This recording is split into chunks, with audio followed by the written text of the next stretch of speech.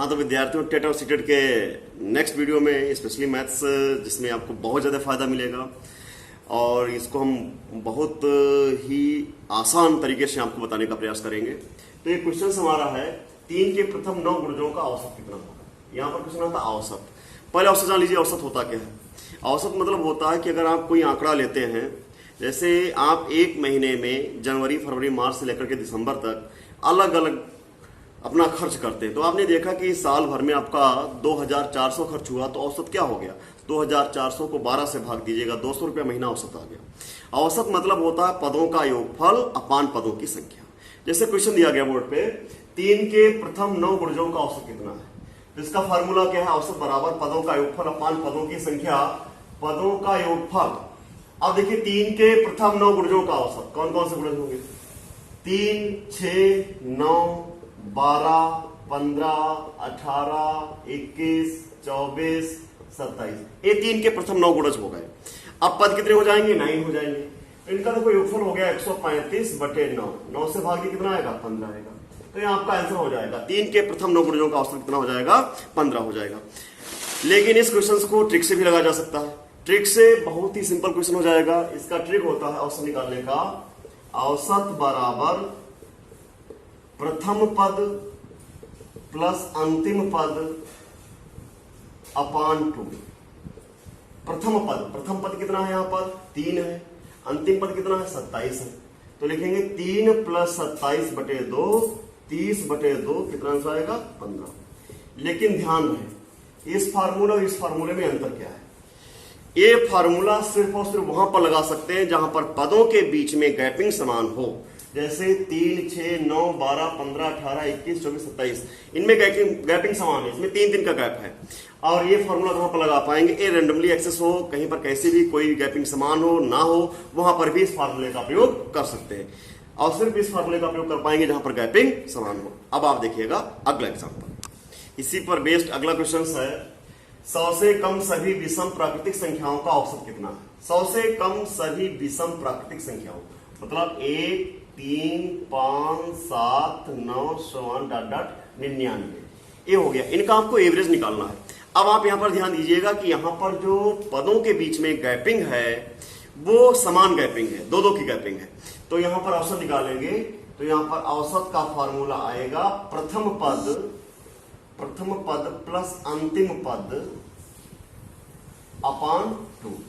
तो प्रथम पद 1 और अंतिम पद 99/2, तो आ जाएगा 100/2, कितना आ जाएगा? 50। तो आपका आंसर आ जाएगा 50, से आपका हो जाएगा आंसर। तो आपने देखा कि इस फार्मूले का प्रयोग सिर्फ वहां पर कर पाएंगे जहां पर पदों के बीच में गैपिंग इक्वल हो। अगर गैपिंग इक्वल नहीं होती तो उसके लिए फार्मूला होता है पदों का योगफल अपान पदों की संख्या। इसको देखिएगा अगले एग्जाम्पल में। हाँ तो विद्यार्थियों, अगला प्रश्न है, संख्याओं 5, 8, 0, 12, 15 का औसत कितना है? तो देखिए, औसत का फार्मूला होता है पदों का योगफल अपान पदों की संख्या। पदों का योगफल अपान पदों की संख्या। 5 + 8 + 0 + 12 + 15, पद कितने हो गए? 5। जोड़िए 13, 12, 15, 13, 12, 25, 15, 40, 5 से भाग दीजिए, कितना आएगा? 8 आएगा। तो आपका आंसर कितना हो जाएगा? 8 आपका आंसर हो जाएगा। अब देखिए यहां पर आपने नहीं यूज किया प्रथम पद प्लस अंतिम पद, क्यों? क्योंकि यहां पर पदों के बीच में गैपिंग इक्वल नहीं है। तो यही आपको समझाना था कि औसत के 2 फार्मूले होते हैं, पदों का योगफल बटे पदों की संख्या, जब पदों के बीच में गैपिंग बराबर हो या ना। अगर हाँ पदों के बीच में गैपिंग बराबर होता है तब आप फार्मूला यूज करोगे प्रथम पद प्लस अंतिम पद अपान 2। अब इस पे वो क्वेश्चंस देखिए जो एग्जाम में क्वेश्चंस आते हैं। हाँ तो विद्यार्थियों, अगला प्रश्न है, x1, x2, x3, x4 का औसत 16 है, x2, x3, x4 के योग का आधा 23 है, x1 का मान कितना है? तो देखिए इस क्वेश्चन को आप ऐसे भी सॉल्व कर सकते हैं। यहां पर लिखिएगा संख्या और यहां पर लिखिएगा औसत, यहां पर लिखिएगा कुल योगफल। तो ध्यान दीजिए संख्या कौन सी? x1, x2, x3, x4, offspring का कितना है 16 है, तो कुल योगफल क्या हो जाएगा 1 2 3 4 संख्या है, तो 16 गुणे 4 कितना हो जाएगा 64। इसको आप ऐसे भी लिख सकते हो कि x1 plus x2 plus x3 plus x4 का मान हो जाएगा 64। आगे क्या दिया गया है, आगे दिया गया x2 x3 x4 के योग का आधा 23 है, इसको लिख लीजिए x2 plus x3 plus x4 के योग का आधा 23 है। तो यहां से क्या निकल आएगा x2 plus x3 plus x4 बराबर 46 हो जाएगा। अब देखिए आपके पास में दो इक्वेशंस हो गई।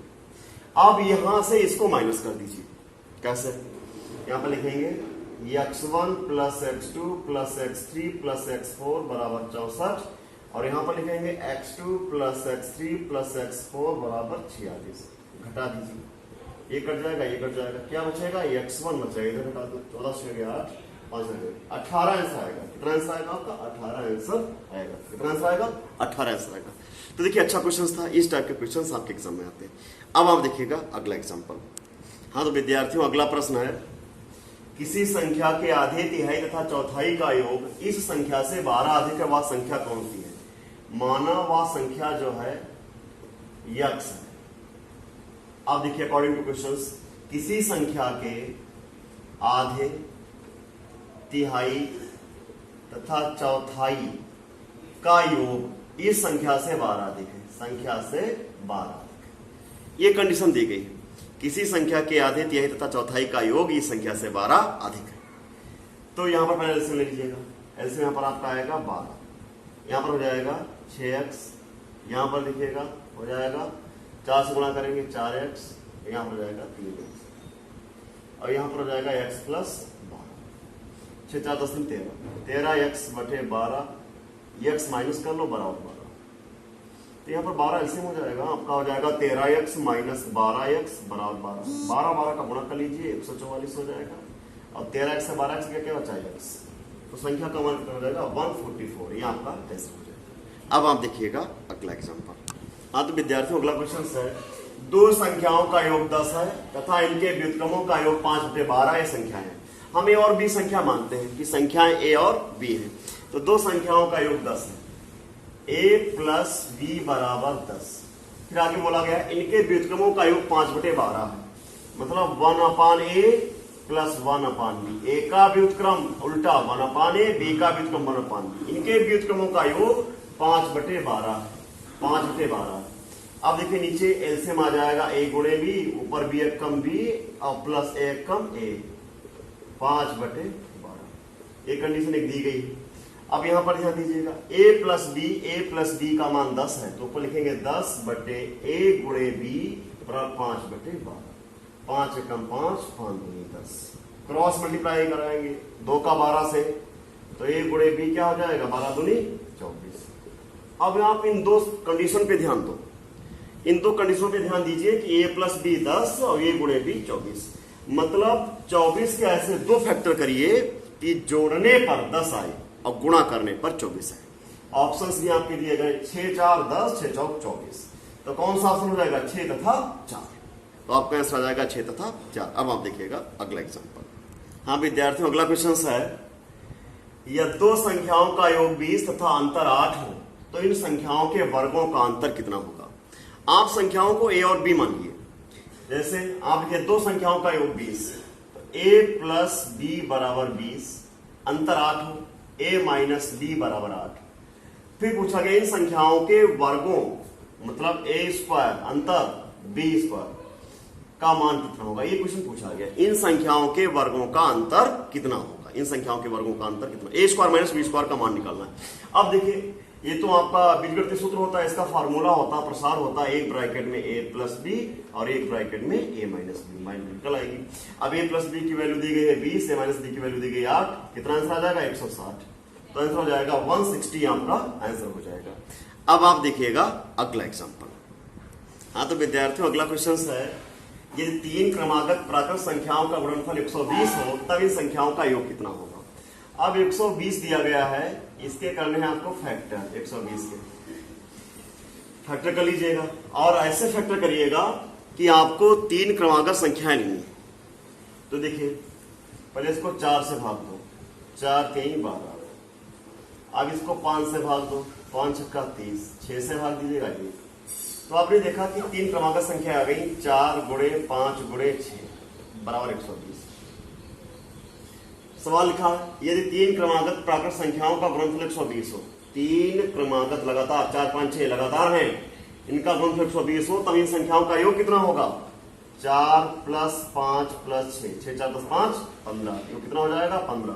तो आपका आंसर कितना हो जाएगा? 15 हो जाएगा। इस टाइप का भी क्वेश्चन एग्जाम में आता है। इतना आसान क्वेश्चन होता है, थोड़ा सा आपको देखना होता है कि यहाँ पर आपको फैक्टर करके बहुत जल्दी सेंस ला सकते हैं। अब आप देखिएगा अगला एग्जाम्पल।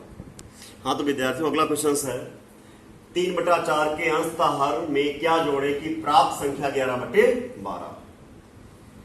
तो यहां पर देखिए 3/4 के अंशतः हर में क्या जोड़े कि प्राप्त संख्या 11/12।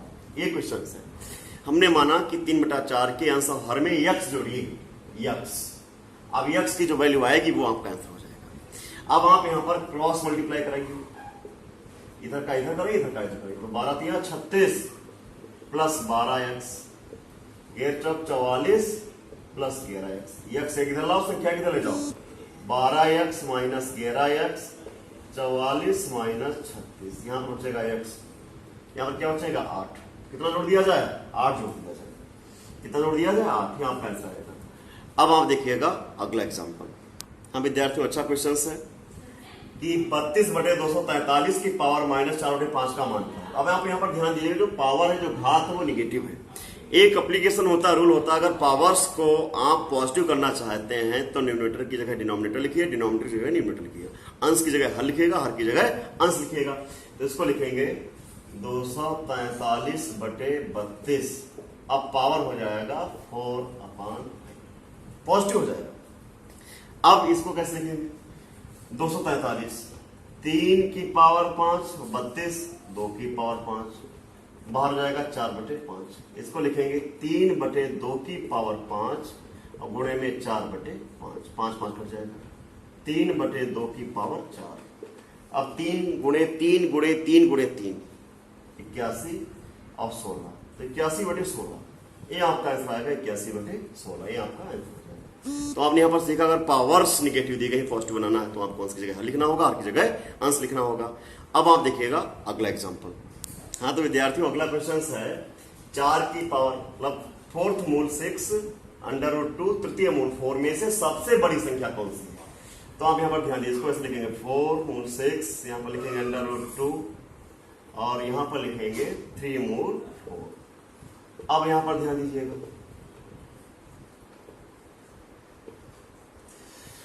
4 और 2 और 3 का लघुत्तम समापवर्तक।